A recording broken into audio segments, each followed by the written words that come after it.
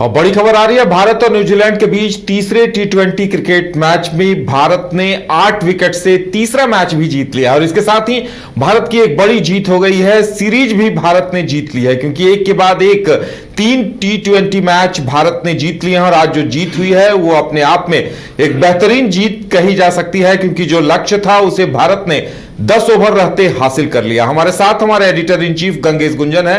गंगेश जी, जिस तरह से परफॉर्मेंस आज भारत ने दिखाया है वो वाकई में दिल खुश करने वाला था। दिल खुश करने वाला कितना है ये इस बात से समझी जा सके, इस बात को समझने पर पता चलता है कि अगर आज की पीढ़ी ने अभिषेक शर्मा को खेलते हुए नहीं देखा या ईशान किशन को खेलते हुए नहीं देखा तो हम कह सकते हैं उसने कुछ नहीं देखा। अब ये क्रिकेट जिस दौर में पहुंच रहा है वो शायद ये कहने पर आपको विवश कर देंगे। अभिषेक शर्मा, आप कल्पना कर सकते हैं किस तरह की बल्लेबाजी कर रहा है वो आदमी। वो जो एकदम न्यू कमर था अभी कुछ दिन पहले तक, अभी तक अब ऐसा बिहेव कर रहा है जैसे कि वो बॉस हो और उसने बॉस की तरह धुनाई कर दी है। जहां तक बॉलर्स का सवाल है न्यूजीलैंड के, तो ये बताता है अपने आप में कि कितना अहम ये मुकाबला है। अब आप समझ सकते हैं कि जो सीरीज है वो 3-0 से भारत ने जीत लिया है। मतलब कि न्यूजीलैंड जैसी मजबूत टीम जो है बिल्कुल किनारे पर चली गई है, एक तरह से वॉश हो गई है। तो एक जबरदस्त पारी हमने देखी है और अब जो परिभाषा है मेरी समझ में अब नहीं आ रहा है उदय। हम लोगों की पीढ़ी ने टेस्ट मैच देखा और जब टेस्ट मैच से वनडे पे आए तो हम लोग को लगता था वनडे कैसे हो सकता है क्रिकेट में, लेकिन वनडे भी हुआ, फिर 2020 हुआ। अब ये मैच 10 ओवर में जीता है भारत ने, तो अब ये 10-10 का मुकाबला ना करना पड़े, ये बहुत दिलचस्प है। और अभिषेक जिस तरह से बल्लेबाजी कर रहे हैं उससे लगता यही है कि शायद 10 ओवर का ही मैच बच जाएगा। ईशान किशन, एक जो भारतीय टीम के लिए सबसे बड़ी बात है कि उसके जो खोए हुए बैट्समैन थे, खोए हुए बैट्समैन जिनके फॉर्म को लेकर चिंता थी, वो सारे खोए हुए बैट्समैन इस सीरीज में वापस लौट आए हैं। सूर्य कुमार यादव जो कैप्टन थे और इनके बल्ले से रन नहीं निकल रहा था, पिछले मैच में जबरदस्त पारी खेली और आज फिर उन्होंने 57 रन बनाए और नाबाद रहे। ईशान किशन 28 रनों की ही पारी उन्होंने खेली, लेकिन 13 गेंदों पर वो रन बनाए और वो अपने आप में बहुत अहम पारी खेलकर चले गए। लेकिन मुझे लगता है कि जिस एक खिलाड़ी की चर्चा सबसे ज़्यादा होगी और होनी चाहिए वो है अभिषेक शर्मा।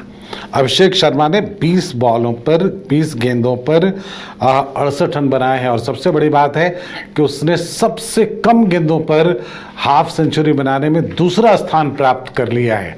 14 गेंदों में उन्होंने हाफ सेंचुरी बनाई है, तो ये बहुत इंपॉर्टेंट है।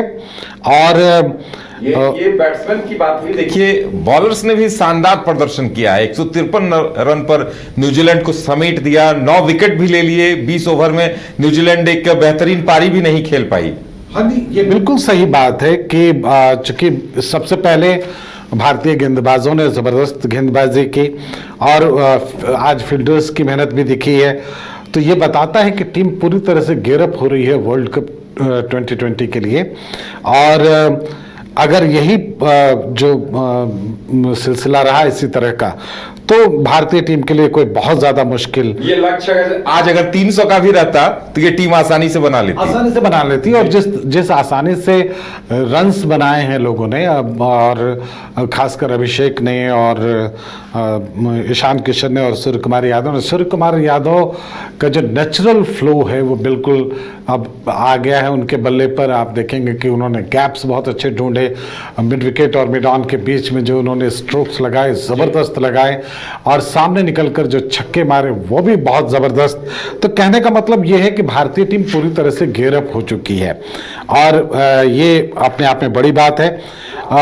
हम ये जरूर कहेंगे कि अगर हम इस पर आ जाएं कि इंडिया न्यूजीलैंड की पारी किस तरह से रही, तो उसको भी आप महसूस करेंगे कि आपने बिल्कुल ठीक कहा कि भारतीय गेंदबाजों ने बहुत ज़बरदस्त गेंदबाजी की और इसलिए 153 पर ही पारी सिमट गई न्यूजीलैंड की। लेकिन ये ज़रूर समझ लीजिए कि एक ज़बरदस्त बैटिंग बैकअप इंडिया के पास तैयार है। और मैं जो बात कह रहा हूँ, जैसे गेंदबाजी में अगर आपने बुमराह को नहीं देखा तो लोग कहेंगे कि इस पीढ़ी में आपने कुछ नहीं देखा। उसी तरह से अगर आपने अभिषेक शर्मा को नहीं देखा तो आप आने वाली पीढ़ी आपको कहेगी कि आपने कुछ नहीं देखा। और ईशान किशन ज़बरदस्त खिलाड़ी हैं। उन्होंने एक तरह से कहें कि एक दौर ऐसा आया था जब लगने लगा था कि ईशान किशन की वापसी हो भी पाएगी या नहीं, लेकिन उन्होंने डोमेस्टिक क्रिकेट का सहारा लिया और जिस तरह से बल्लेबाजी की वो हूबहू उसी शक्ल में अब आगे उतार रहे अंतर्राष्ट्रीय क्रिकेट पर। तो जो आज के मैच की हाइलाइट्स थी, अभिषेक शर्मा ने 20 गेंदों पर 68 रन बनाए हैं, ईशान किशन ने 13 गेंदों पर 28 रन बनाए हैं, सूर्य कुमार यादव ने 26 गेंदों पर 57 रन बनाए हैं। इंटरेस्टिंग ये है कि लास्ट ओवर में शायद मैच एक बॉल पहले ख़त्म हो सकता था, यानी ये मैच 9.5 ओवर में ख़त्म हो सकता था, लेकिन एक रन छोड़ा गया एक तरह से ताकि सूर्य कुमार यादव अपनी हाफ सेंचुरी पूरी करें। तो सूर्य कुमार यादव ने अपनी हाफ सेंचुरी पूरी की है और उनकी वापसी बहुत ज़रूरी थी जहाँ तक सवाल है इसका। तो ये अभी तक की जानकारी जो हम कह सकते हैं 2020 क्रिकेट के लिहाज से देखें, बहुत इंटरेस्टिंग, बहुत ज़बरदस्त 2020 को लेकर बज़ है। भारत में होने जा रहे वर्ल्ड कप 2020 वर्ल्ड कप को लेकर युवा क्रिकेटरों ने एक नई उम्मीद जगा दी है। हाँ बिल्कुल, और सबसे बड़ी बात है जो फेयरलेस क्रिकेट कहते हैं हम, अक्सर ये कहा जाता था कि जो वेस्ट इंडीज़ के बैट्समैन थे किसी ज़माने में वो फेयरलेस क्रिकेट खेलते थे, मतलब कोई आउट हो गया कोई फ़र्क नहीं पड़ता, अगला बल्लेबाज आया, जो गॉर्डन ग्रीनिज हेंस आते थे, उसके बाद विवियन रिचर्ड्स आते थे, उसके बाद बहुत जो भी बैट्समैन आता था वो अपने तरह से क्रिकेट खेलकर नेचुरल गेम खेलकर चला जाता था। बिल्कुल वही अब आप सोचें कि सैमसन, जो संजू सैमसन है, वो आउट हो गए थे 0 के स्कोर पर और पहली ही गेंद पर। तो कायदे से भारतीय टीम को थोड़ी देर के लिए, मैं नहीं कहता कि 5 ओवर के लिए, लेकिन 2-4 गेंदों के लिए तो प्रेशर में आना चाहिए था। लेकिन ईशान किशन आए और उन्होंने आते के साथ वो छक्के चौके लगाने शुरू किए। लगा ही नहीं कि उस बेचारे गेंदबाज ने अभी सफलता हासिल की है।